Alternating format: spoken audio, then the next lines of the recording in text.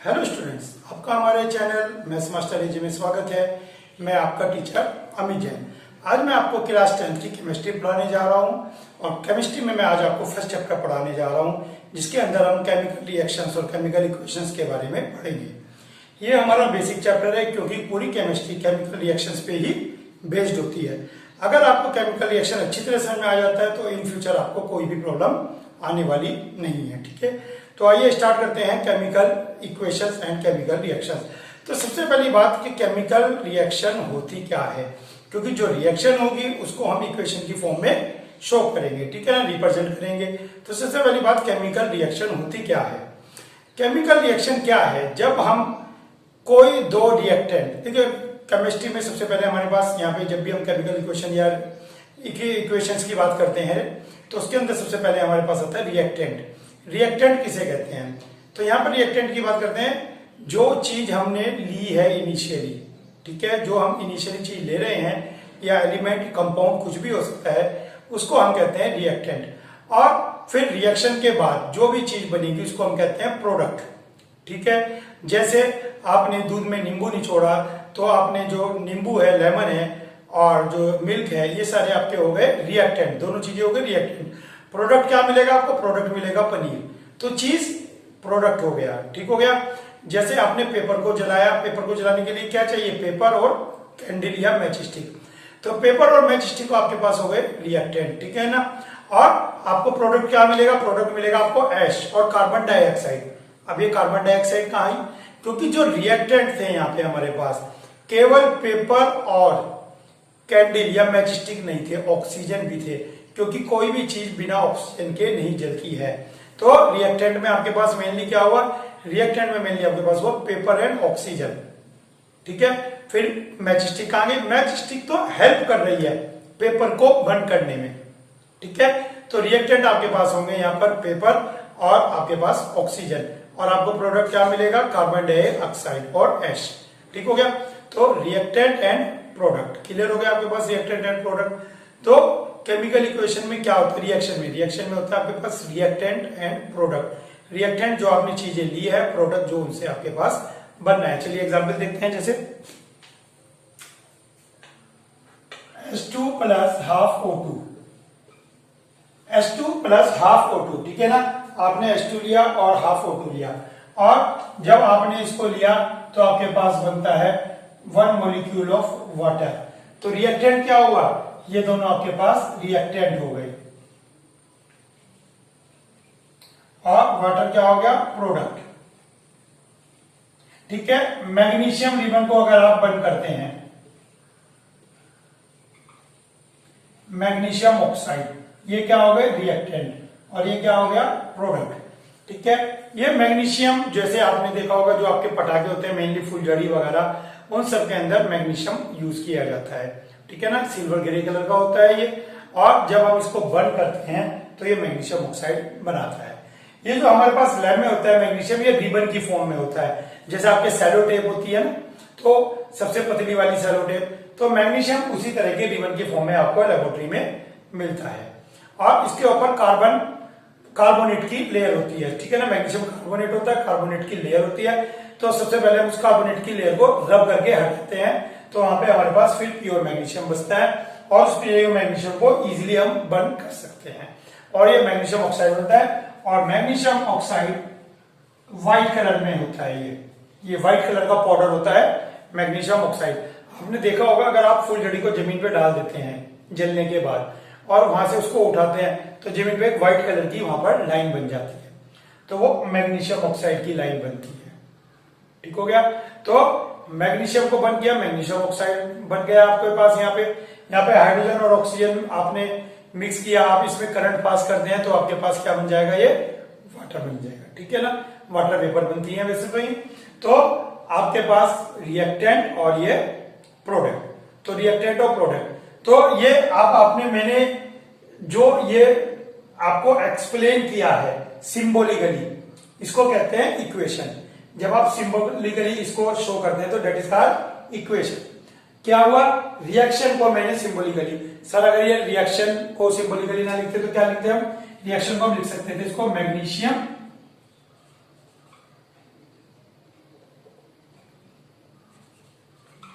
Magnesium plus oxygen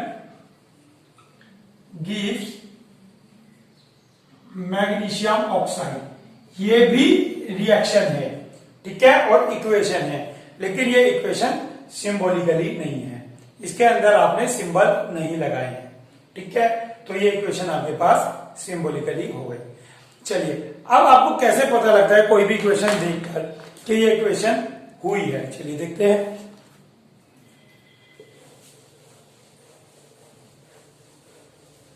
इसके लिए हमारे पास सबसे पहला आता है चेंज इन स्टेट।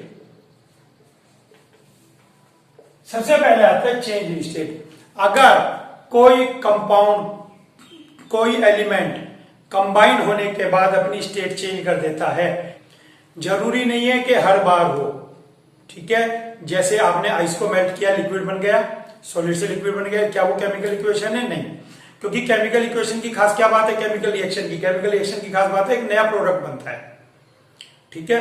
दूध में दही का जामन मिलाया तो आपने दही जम गई, एक नया प्रोडक्ट भी मिला है आपको।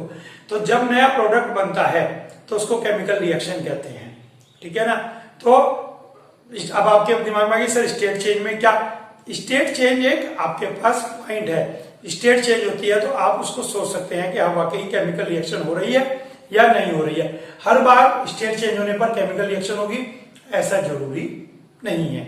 तो चलिए, सबसे पहले change in state. Change in state में आपको पता होना चाहिए, गैस को G से रिप्रेजेंट करते हैं, ठीक है, और लिक्विड को L से रिप्रेजेंट करते हैं, सॉलिड को S से रिप्रेजेंट करते हैं, ठीक हो गया, और वाटर सॉल्यूशन को एक्वस कहते हैं और इसको AQ से डिनोट करते हैं। अगर पानी में कोई चीज घुली है आपने तो उसको एक्वस बोलते हैं। आपने सुना होगा एक्वागार्ड, ठीक है ना, एक्वेरियम।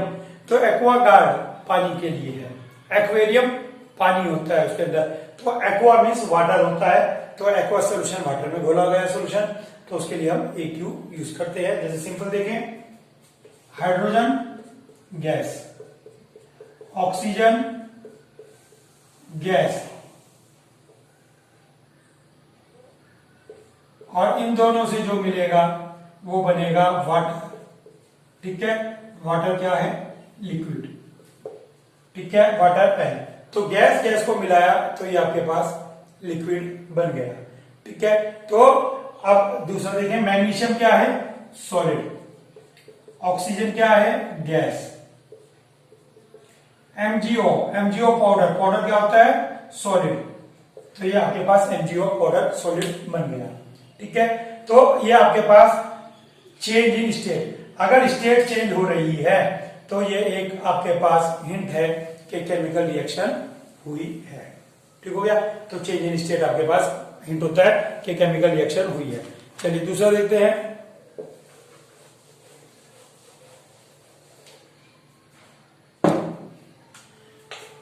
सेकंड है एवोल्यूशन ऑफ गैस, गैस की प्रोडक्शन। गैस की प्रोडक्शन क्या है? ये भी एक हिंट है कि रिएक्शन हो रही है। चलिए देखते हैं। मान लीजिए आपने H2SO4 में जिंक डिप किया तो ZnSO4 बनेगा आपके पास, ZnSO4 बनेगा। हाइड्रोजन गैस लिबरेट होगी और गैस को आप एरो से शो करते हैं, गैस को हमेशा आप एरो से शो करते हैं। तो एवोल्यूशन ऑफ गैस या लिबरेशन ऑफ गैस, ये भी आपके पास केमिकल इक्वेशन का हिंट है कि केमिकल रिएक्शन हो रही है, ठीक हो गया। नेक्स्ट पॉइंट देखिए, थर्ड पॉइंट। थर्ड पॉइंट होता है change in colour. Change in colour देखिए आप, टर्मरिक, हल्दी, ठीक है ना, हल्दी को लेंगे आप और इसको आप बेस के साथ रिएक्ट कराएंगे, टर्मरिक को बेस के साथ रिएक्ट कराएंगे तो आपको जो कलर होगा वो रेड कलर का, ये जो टर्मरिक का येलो कलर है ये रेड कलर में कन्वर्ट हो जाएगा। तो टर्मरिक जब बेस के साथ रिएक्शन करती है तो ये रेड कलर में कन्वर्ट हो जाती है। तो ये चेंज इन कलर का आपके पास एग्जाम्पल है। इसके अलावा अगर आप फिनोल्फथलीन लें, फिनोल्फथलीन कलरलेस होती है, फिनोल्फथालीन कलरलेस होती है और इसको भी आप बेस के साथ लें तो ये पिंक कलर देगी। फिनोल्फथालीन को अगर बेस के साथ रिएक्शन कराएं तो ये आपको पिंक कलर देगी। तो चेंज इन कलर, ठीक है ना।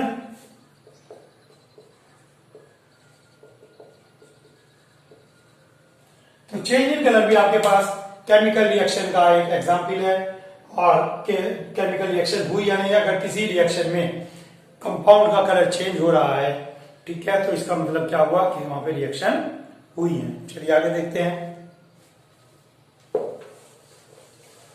नेक्स्ट है change in temperature.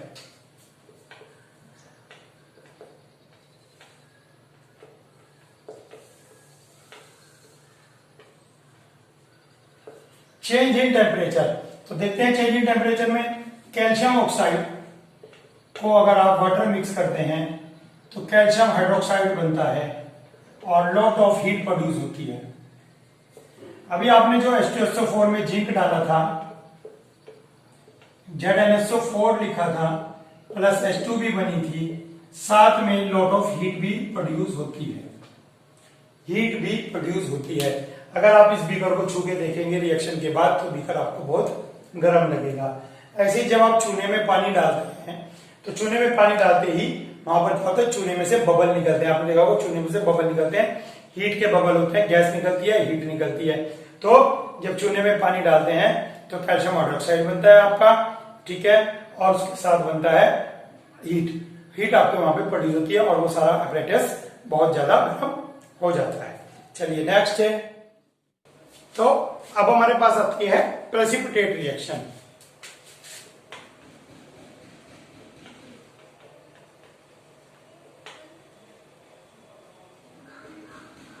Precipitate reaction में क्या होता है, प्रेसिपिटेट होता क्या है। प्रेसिपिटेट होता है जो कुछ पानी में या एक्वस या किसी भी चीज में सोल्यूबल नहीं होता, ठीक है ना। कुछ चीजें सोल्यूबल नहीं होती तो वो प्रेसिपिटेट होती हैं। जैसे आप मक्खन निकाल रहे हैं, ठीक है ना, तो मक्खन आपको लिक्विड में अलग से तैरता हुआ दिखाई दे जाता है। तो मक्खन जो लिक्विड में अलग से तैरता हुआ दिखाई दे रहा है, दैट इज प्रेसिपिटेट, ठीक है ना। तो आपने दूध में नींबू निचोड़ा तो आपको जो पनीर फट गया है वो दूध में तैरता हुआ अलग से, पानी में तैरता हुआ अलग से दिखाई दे रहा है। तो वो चीज हो गई प्रेसिपिटेट। प्रेसिपिटेट जो आपको सॉलिड फॉर्म में अलग से दिखाई दे रहा है मिक्सचर के अंदर, ठीक है ना। मिक्सचर के अंदर जो आपको अलग से दिखाई दे रहा है दैट इज कॉल्ड प्रेसिपिटेट। आइए प्रेसिपिटेट के एग्जांपल देखते हैं। जैसे आप मान लीजिए सिल्वर नाइट्रेट की पोटेशियम क्लोराइड के साथ रिएक्शन करते हैं। सिल्वर नाइट्रेट की पोटेशियम क्लोराइड के साथ रिएक्शन करते हैं तो सिल्वर क्लोराइड बनेगा, पोटेशियम नाइट्रेट, ठीक है। लेकिन जो ये AgCl है, सिल्वर क्लोराइड, ये प्रेसिपिटेट है। प्रेसिपिटेट मीन्स ये इनसोल्युबल साल्ट है, इनसोल्युबल साल्ट है। ये भी एक्वस फॉर्म में है, ये भी एक्वस फॉर्म में है और ये भी एक्वस फॉर्म में है, लेकिन ये एक्वस फॉर्म में नहीं है, ठीक है। ये थोड़ा सेमी सॉलिड होता है। तो ये सेमी सॉलिड में क्या हुआ, ये प्रेसिपिटेट है। ये तैरता रहेगा या बैठ जाएगा लेकिन अलग से मिक्सचर में दिखाई देगा। प्रेसिपिटेट को शॉर्ट में आप PPT भी लिखते हैं, ठीक है। तो ये प्रेसिपिटेट रिएक्शन। तो हमने बताया कि केमिकल रिएक्शंस को शो करने के 5 तरीके होते हैं कि केमिकल रिएक्शन हो रही है या नहीं हो रही है। इसको शो करने के, इसको देखने के, चेक करने के आपके पास 5 वेज हैं। आइए अब इनमें से कुछ एग्जाम्पल को हम डिस्कस करते हैं। पांचों के थोड़े से एग्जाम्पल डिस्कस करते हैं और ये एग्जाम्पल्स आपको तैयार करने होते हैं और ये आप कॉपी में लिख लिख के याद करेंगे। चलिए एग्जाम्पल्स देखते हैं थोड़े से पांचों टाइप के रिएक्शंस के। चलिए देखते हैं एग्जाम्पल। सबसे पहले एग्जाम्पल देखते हैं evolution of gas, means gas का प्रोडक्शन, गैस का निकलना। तो सबसे पहले हमने क्या बताया, अगर जिंक ग्रेनुअल्स पर H2SO4 डालें, आप जिंक ग्रेनुअल्स पर H2SO4 डालें तो ZnSO4 बनेगा और इस दौरान H2 गैस प्रोड्यूस होगी, ठीक है ना। Zn जब H2SO4 से रिएक्शन करेगा तो क्या होगा, ZnSO4 बनेगा और H2S गैस प्रोड्यूस होगी। क्लियर हो गया आपको ZnSO4 और H2S गैस। ऐसे ही जब मैग्नीशियम H2SO4 के साथ रिएक्शन करता है, मैग्नीशियम H2SO4 के साथ रिएक्शन करता है तो MgSO4 बनेगा और हाइड्रोजन गैस लिबरेट होगी। हाइड्रोजन गैस लिबरेट होगी, MgSO4 बनेगा और हाइड्रोजन गैस बचती। और नेक्स्ट इक्वेशन देखिए, कैल्शियम ऑक्सीक्लोराइड।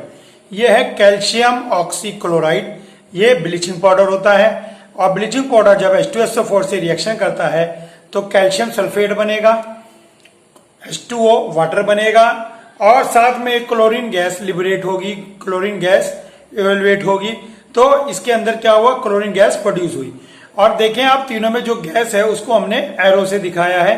गैस को हमेशा एरो से दिखाते हैं क्योंकि गैस जो है प्रोड्यूस होकर हमेशा अपवर्ड उठती है। तो ये एक कैरेक्टरिस्टिक हो गई आपके पास evolution of gas. Evolution of gas में हमने बताया है कि जो गैस प्रोड्यूस होती है उसको एरो से दिखाते हैं और उसके ये एग्जाम्पल हैं। ये तीनों मेन एग्जाम्पल हैं, इनको आप लिख लिख कर प्रैक्टिस करेंगे। चलिए अब सेकंड पॉइंट देखते हैं, फॉर्मेशन ऑफ प्रेसिपिटेट। चलिए देखते हैं फॉर्मेशन ऑफ प्रेसिपिटेट। तो सबसे पहला एग्जाम्पल हमने लिया है पोटेशियम आयोडाइड। देखें पोटेशियम आयोडाइड Ki, इसकी लेड नाइट्रेट। लेड नाइट्रेट का फार्मूला क्या है, PbNO3 whole twice. Potassium iodide की आपने लेड नाइट्रेट के साथ रिएक्शन कराई तो आपको मिलता है lead iodide. Lead iodide PbI2 और ये येलो प्रेसिपिटेट होता है, ये बेस में बैठ जाता है, ये जार के बेस में आपके पास बैठ जाएगा और आपके पास साइड प्रोडक्ट बनता है पोटेशियम नाइट्रेट KNO3। ठीक है, ये जो आपके पास कंपाउंड बनते हैं इनके लिए आपको इनकी वैलेंसी याद होनी चाहिए। 9th में आपको वैलेंसी याद कराई थी, तो वैलेंसी क्रॉस करके लिखते हैं तो कंपाउंड बनते हैं। सेकंड एग्जांपल देखते हैं, when barium chloride react with sulphuric acid. जब बेरियम क्लोराइड की सल्फ्यूरिक एसिड के साथ रिएक्शन कराते हैं आप तो BaSO4 बनता है, बेरियम सल्फेट, और साथ में क्या बनेगा, हाइड्रोजन क्लोराइड यानी कि HCl।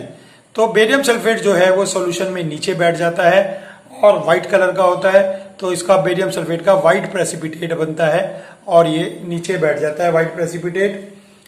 तो आइए अब थर्ड पॉइंट देखते हैं। थर्ड पॉइंट है आपके पास change in colour. Now see next point is change in colour. देखते हैं चेंज इन कलर में। चेंज इन कलर में आपके पास आएगा when turmeric react with base. जब टर्मरिक बेस के साथ रिएक्शन करती है, मीन्स हल्दी की बेस के साथ रिएक्शन होती है, तो हल्दी का जो येलो कलर है वो रेड में चेंज हो जाता है। हल्दी येलो कलर की होती है और बेस आप साबुन वगैरह कुछ भी ले सकते हैं, इसकी रिएक्शन कराते हैं तो ये रेड कलर की हो जाती है। आपने देखा होगा कहीं व्हाइट कपड़ों पे लाल रंग के धब्बे अपने आप आ जाते हैं, पता ही नहीं लगता लाल रंग के धब्बे कहाँ से आए हैं। एक्चुअल में वहां पर लाल धब्बे इसलिए आते हैं कि आपके जो है शर्ट पर, वहां पर कपड़े पर सब्जी गिर गई होती है, और सब्जी का मतलब हल्दी। और जब उस कपड़े को धोया जाता है, धोते किससे, साबुन या सर्फ से, जो कि बेस होता है, तो वो उस येलो कलर को रेड में कन्वर्ट कर देता है। Second, when acidified potassium dichromate. Acidified potassium dichromate का क्या मतलब हुआ, पोटेशियम डाइक्रोमेट जिसके अंदर एसिड घुला हुआ हो, रिएक्ट विद सल्फर डाइऑक्साइड। जब इसकी हम सल्फर डाइऑक्साइड से रिएक्शन कराते हैं तो इसका कलर चेंज हो जाता है orange to green. Potassium dichromate का जो ओरिजिनल कलर है वो ऑरेंज है, और जब पोटेशियम डाइक्रोमेट सल्फर डाइऑक्साइड से रिएक्शन करता है तो ये ग्रीन कलर का कंपाउंड बन जाता है।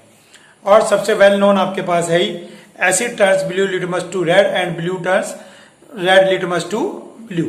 ठीक है ना, ये आपके पास एसिड और बेस की रिएक्शन है ही, जो ब्लू को रेड कर देता है एसिड, और बेस क्या करता है, रेड को ब्लू कर देता है। तो ये चेंज इन कलर का सबसे इजी एग्जाम्पल आपके पास है।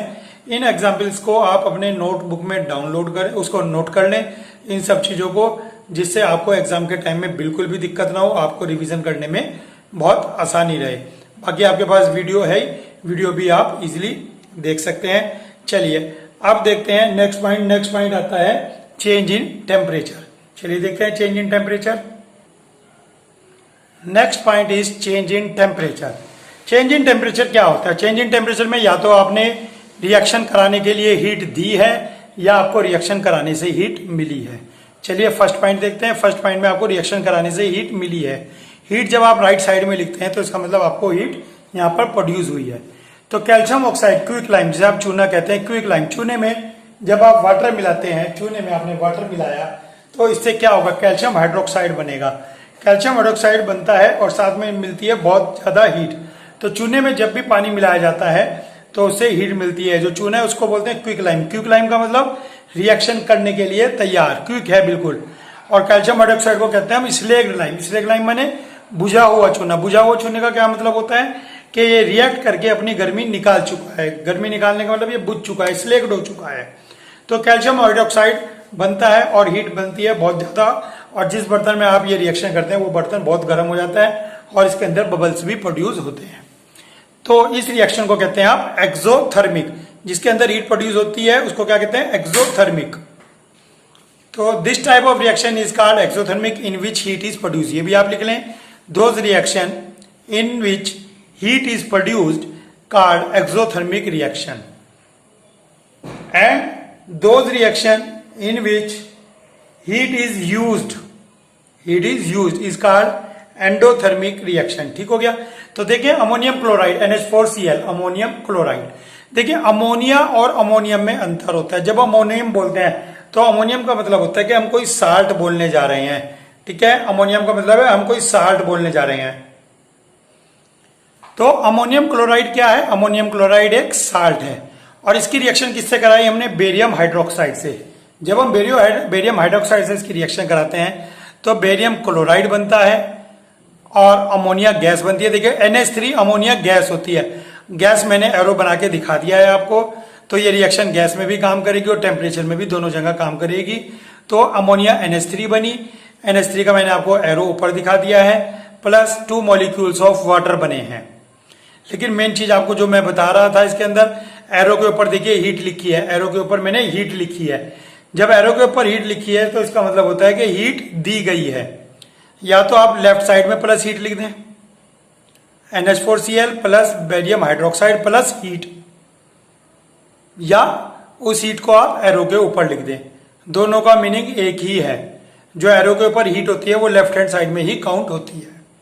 ठीक है, तो ये क्या हो गई, ये एंडोथर्मिक रिएक्शन हो गई क्योंकि इसके अंदर हीट का यूटिलाइजेशन हुआ है। बाकी दूसरी चीज, अमोनियम क्लोराइड एक साल्ट है तो इसमें NH4 लिखा जाता है, अमोनियम आयन, और दूसरा अमोनिया गैस है। जब अमोनिया गैस होती है तो उसमें हम NH3 लिखते हैं। चलिए नेक्स्ट पॉइंट देखते हैं। नेक्स्ट एंड लास्ट है चेंज इन स्टेट। देखिए चेंज इन स्टेट में हमने लिया इथेनॉल। इथेनॉल अल्कोहल होता है और ये अल्कोहल लिक्विड स्टेट में होता है। और जब इसको बर्न किया जाता है ऑक्सीजन की प्रेजेंस में, तो जब हम इसको फ्रीली बर्न करते हैं ऑक्सीजन की प्रेजेंस में, तो ये कार्बन डाइऑक्साइड गैस देता है। हर जो वाटर देता है ये वाटर भी गैस की फॉर्म में होता है। देखिए एरो बना हुआ है और साथ में हीट एंड लाइट मिलती है। मीन्स हमने लिक्विड को बर्न किया था और हमको मिली है गैसेस। ऐसे ही आप कोयले को जलाते हैं, वैक्स को जलाते हैं, तो इन सबको जलाने से आपको हमेशा कार्बन डाइऑक्साइड और वाटर वेपर मिलती है। पेट्रोल, मिट्टी का तेल, कुछ भी जलाएं। तो सेकंड पॉइंट में हमने यही लिख दिया है, व्हेन सॉलिड वैक्स। वैक्स कैसा होता है, सॉलिड होता है। और इसको बंद करते हैं तो क्या मिलता है हमें, CO2 और वाटर वेपर। इसमें भी सेम चीजें मिलती हैं। जितने भी ऑर्गेनिक कंपाउंड होते हैं जिनके अंदर कार्बन और हाइड्रोजन होती है, वो सब बर्न होने पर CO2 और वाटर वेपर देते हैं। तो CO2 वाटर वेपर आपको पता ही है, दोनों गैसियस स्टेट हैं। और हमने क्या लिया था, पहले केस में लिक्विड और दूसरे में सॉलिड लिया था। तो ये चेंज इन स्टेट के एग्जाम्पल हो गए।